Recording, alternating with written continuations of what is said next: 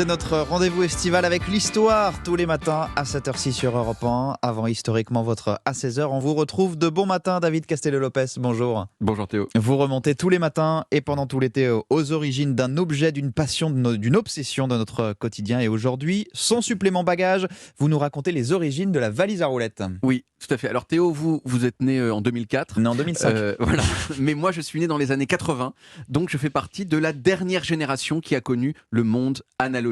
Celui où on écrivait des lettres, non pas pour faire cool, mais parce que c'était le seul moyen d'envoyer des choses écrites à quelqu'un. Celui où on déployait dans la voiture des cartes routières de la taille d'une brouette. Bruit, ouais, voilà exactement, pour trouver son chemin. Celui où on entendait encore cette phrase disparue depuis « Il faut que je rentre chez moi parce que j'attends un coup de téléphone ». Mais il y a aussi eu, depuis mon enfance, une révolution plus discrète qui est celle de la valise. Quand j'étais petit, la valise, c'était un truc gros, lourd et surtout super dépourvu de roulettes. Mais aujourd'hui, les valises, elles sont incroyablement plus efficaces et pratiques qu'elles ne l'étaient. En gros, toutes les valises aujourd'hui, elles ont un manche télescopique et elles roulent soit sur 2, soit sur 4 roues. Les valises à 2 roues, on les traîne, un petit peu comme un chien qu'on tiendrait en laisse mais qui ne voudrait pas avancer. Allez, viens là. Voilà. Et la valise à 4 roues, on la pousse à côté de soi comme une sorte de petit enfant parallélépipédique auquel on tiendrait la main. Ça, c'était une révolution déjà pour ceux qui ont connu les 2 roues, le passage à la valise 4x4. Mais alors, qu'est-ce qui s'est passé ? D'où vient la valise à roulettes moderne ? Bon, alors on s'en doute, l'idée de mettre des roulettes sur un bagage, il y a quand même plein de gens qui l'ont eu. C'est pas Comment super... est-ce qu'on pourrait rendre ça moins lourd ? Voilà, c'est pas super dur à avoir comme idée. Du coup, il y a des controverses dans le petit monde de la valise sur qui a été le premier. Mais pour aller vite, la première valise à roulettes qui a eu un certain succès commercial, elle a été inventée par Bernard Sadeau en 1970. Bernard, il était dans un aéroport à Porto Rico. Il a vu un employé de l'aéroport déplacer un truc très lourd sur un chariot à roulettes et il s'est dit je vais faire la même chose. Ah, voilà. J'ai conscience que c'est pas la meilleure histoire d'invention que je vous ai servi jusqu'à présent. Voilà. Mais bon, vous savez, c'est pas moi qui choisis la vérité. La vérité est indépendante de moi. Je ne suis que son véhicule, son serviteur. Et si elle est ennuyeuse, ce n'est pas à moi qu'il faut s'en prendre. Non, mais il y a quand même un truc intéressant.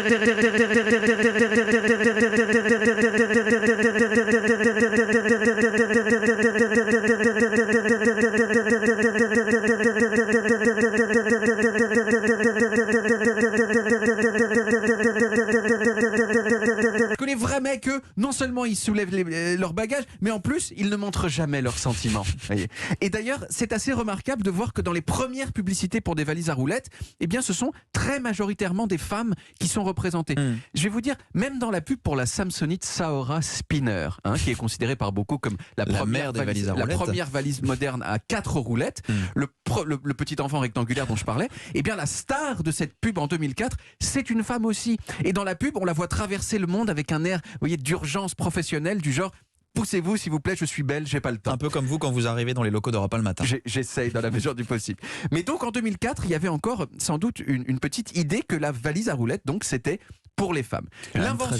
L'invention de Sadeau, elle a quand même fini par avoir un grand succès, mais il a quand même été très aidé dans le succès par le fait que dans les années 70, l'avion, il commençait à remplacer le train comme moyen de transport cool. Les aéroports à cette époque, ils deviennent beaucoup plus grands et donc il faut trimballer sa valise sur des distances de plus en plus grandes. Et pour ça, la valise à roulettes, c'est vachement mieux. Clairement. Pourtant, c'était encore à cette époque une valise qu'on traînait dans le sens de la longueur, si vous voulez, un petit peu avec une sorte de laisse qui tape sur les mollets. Là, ça marchait pas du tout. C'était nul.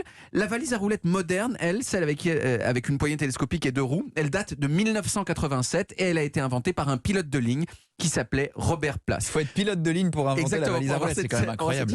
Et Robert, il a été assez malin parce qu'il a d'abord vendu son invention à ses collègues pilotes et hôtesses de l'air. Or, les pilotes et les hôtesses de l'air, ils ont 2 avantages. 1, ils passent leur temps dans les aéroports, donc tout le monde les voit. Et 2, c'est des professionnels du voyage. Donc on se dit, attends, s'ils utilisent la valise à roulettes, c'est que ça doit être cool. Et à force de les voir passer et repasser, donc avec leur nouvelle valise du futur, eh bien les gens ont commencé à dire, moi aussi, j'en veux une. Le sens marketing de génie. Exactement. Et c'est ce qui explique le boom de ces valises au cours des années 90. À cette époque, Théo, où l'Internet faisait ses premiers pas et où les gens avaient de moins en moins besoin de rentrer chez eux pour recevoir des coups de téléphone. Merci beaucoup David Castello-Lopez pour cette histoire de la valise à roulettes. On vous retrouve dès 16h dans Historiquement Vôtre. Au sommaire cet après-midi, un amour suivi à la lettre. Tiens, vous parliez de coups de téléphone, il y a les lettres aussi.